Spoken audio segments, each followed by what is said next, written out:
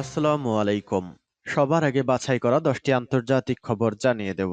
প্রথমেই থাকছে শিরোনাম। তবে তার আগে অনুরোধ থাকবে ভিডিওটিতে একটি লাইক দিবেন।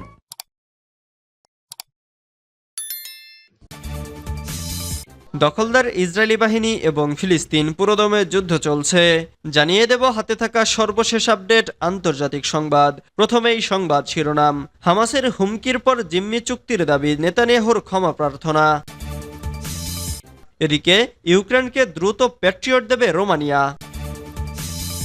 এরপর জানিয়ে দিব যুদ্ধের আড়ালে ভূমি দখল করেছে ইসরায়েল। এরপর জানিয়ে দিব জিম্মি মুক্তির জন্য যথেষ্ট উদ্যোগ নিচ্ছেন না নেতানিয়াহু, বলেছেন বাইডেন। আরও জানিয়ে দিব রাশিয়ার আরও গভীরে আঘাত করতে চান জেলেনস্কি। সর্বশেষ জানিয়ে দিব রাশিয়া ও ইউক্রেন যুদ্ধে 40 নেপালি নাগরিক নিহত। এতক্ষণ শুনছিলেন সংবাদ শিরোনাম, এবারে বিস্তারিত। তবে অনুরোধ থাকবে ভিডিওটিতে একটি লাইক করবেন এবং কমেন্ট করে জানিয়ে দিবেন কোন জেলা থেকে আপনি আমাদের এই ভিডিওটি দেখছেন। হামাসের হুমকির পর জিম্মি চুক্তির দাবি নেতানিয়াহুর ক্ষমা প্রার্থনা। ইসরায়েলের প্রধানমন্ত্রী বেনিয়ামিন নেতানিয়াহু তুমুল বিক্ষোভের মুখে ইসরায়েলিদের কাছে ক্ষমা চেয়েছেন। ফিলিস্তিনের গাজা উপত্যকা থেকে 6 জিম্মির মৃতদেহ উদ্ধারে ব্যর্থতার কারণে ইসরায়েল জুড়ে বিক্ষোভ ছড়িয়ে পড়ে। এই ঘটনা তার সরকারের ওপর চাপ আরও বাড়িয়ে দেয়। গত শনিবার ইসরায়েলি সেনারা দক্ষিণ গাজার রাফা এলাকায় একটি সুড়ঙ্গ থেকে 6 জিম্মির মরদেহ উদ্ধার করেন। তাদের মধ্যে একজন যুক্তরাষ্ট্রের দ্বৈত নাগরিকও ছিলেন। এই ঘটনার পর দেশজুড়ে বিক্ষোভ ছড়িয়ে পড়ে এবং প্রধান ট্রেড ইউনিয়ন হিস্টোড্রোট দেশজুড়ে ব্যাপক ধর্মঘট পালন করে, যার ফলে তেল আবিব সহ বিভিন্ন গুরুত্বপূর্ণ শহর কার্যত অচল হয়ে পড়ে। বিক্ষোভের মূল কারণ হল ইসরায়েল সরকারের পক্ষ থেকে জিম্মিদের মুক্তির জন্য অবিলম্বে চুক্তির দাবির ক্ষেত্রে ব্যর্থতা। নেতানিয়াহুর এই ব্যর্থতার জন্য ক্ষমা চাওয়ার পরও তার উপর জাতীয় ও আন্তর্জাতিক চাপ ক্রমাগত বেড়েই চলেছে।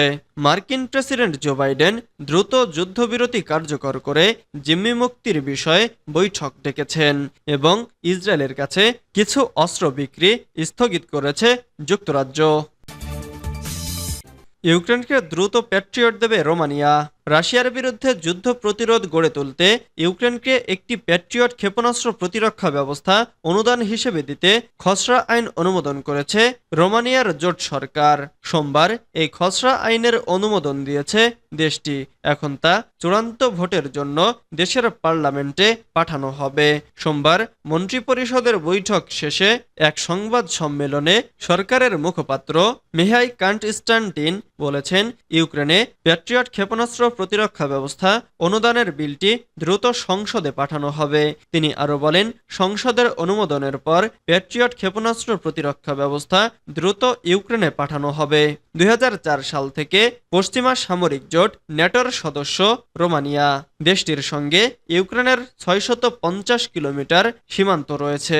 গত জুন মাসে রোমানিয়ার জাতীয় নিরাপত্তা পরিষদ ইউক্রেনকে রাশিয়ার বিরুদ্ধে লড়াইয়ে প্যাট্রিয়ট ক্ষেপণাস্ত্র ব্যবস্থা অনুদানের ঘোষণা দেয়। যুদ্ধের আড়ালে ভূমি দখল করছে ইসরায়েল।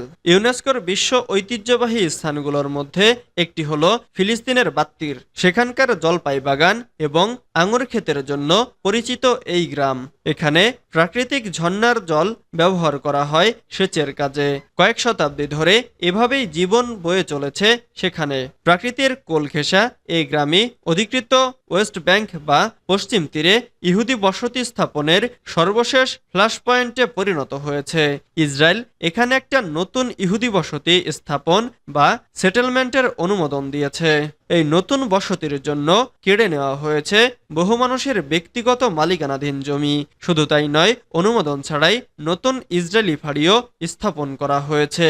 যাদের ব্যক্তিগত মালিকানাধীন জমি এই নতুন বসতি স্থাপনের জন্য কেড়ে নেওয়া হয়েছে তাদের তালিকায় রয়েছে ঘাসান ওলিয়ান। তিনি বলেন, নিজেদের স্বপ্ন গড়তে আমাদের জমি চুরি করেছে ওরা।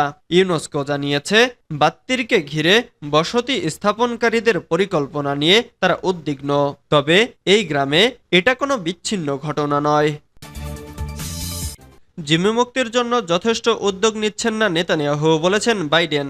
যুক্তরাষ্ট্রের প্রেসিডেন্ট জো বাইডেন বলেছেন, ইসরায়েলের প্রধানমন্ত্রী বেনিয়ামিন নেতানিয়াহু গাজায় হামাসের হাতে আটক জিম্মিদের মুক্তির জন্য যথেষ্ট উদ্যোগ নিচ্ছেন না।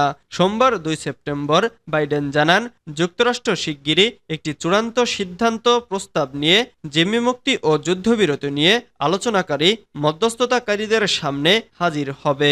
ব্রিটিশ বার্তা সংস্থা রয়টার্স এ খবর জানিয়েছে। রবিবার ইসরায়েলি বাহিনী গাজায় একটি সুড়ঙ্গ থেকে 6 জিম্মির মরদেহ উদ্ধার করেছে, যার মধ্যে 23 বছর বয়সী আমেরিকান ইসরায়েলি হার্শ গোল্ডবার্গ পলিনো ছিলেন। ইসরায়েলি সেনাবাহিনী জানায়, এই জিম্মিরা সম্প্রতি ফিলিস্তিনি হামাস যোদ্ধাদের হাতে নিহত হয়েছেন।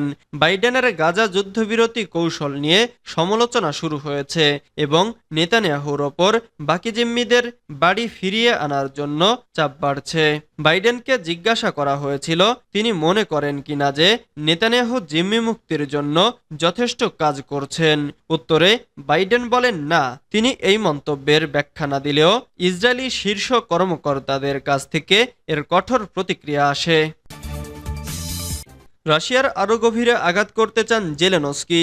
রাশিয়ার ভূখণ্ডের আরও কিছু অংশ দখলের পর ইউক্রেনের প্রেসিডেন্ট রাশিয়ার আরও গভীরে আঘাত হানতে পশ্চিমা দেশের ছাড়পত্র ও সহায়তা চাইছেন।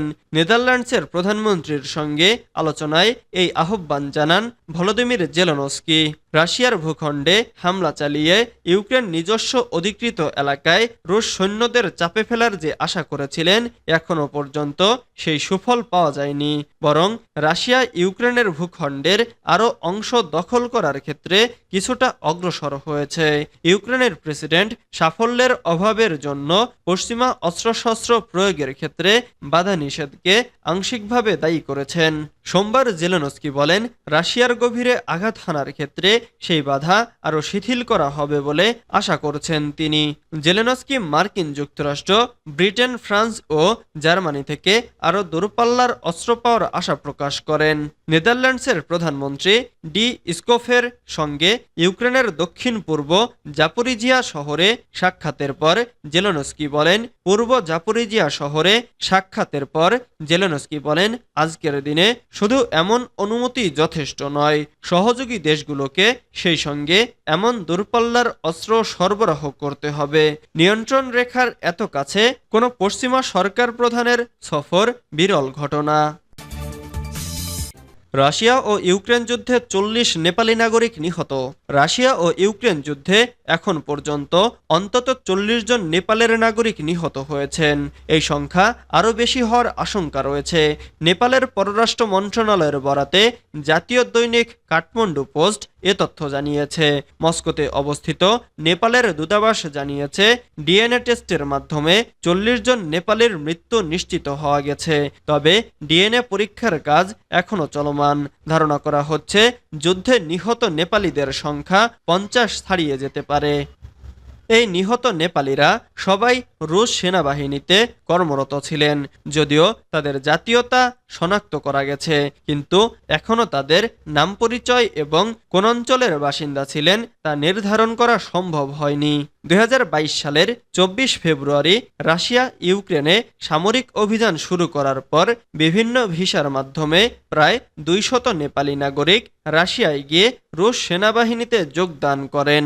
2023 সালের 27 ডিসেম্বর নেপালের পররাষ্ট্রমন্ত্রী এনপি সৌদ এক সাক্ষাৎকারে জানান, এই যুদ্ধ শুরু হওয়ার পর নিখোঁজ হয়েছেন অন্তত 100 জন নেপালি নাগরিক।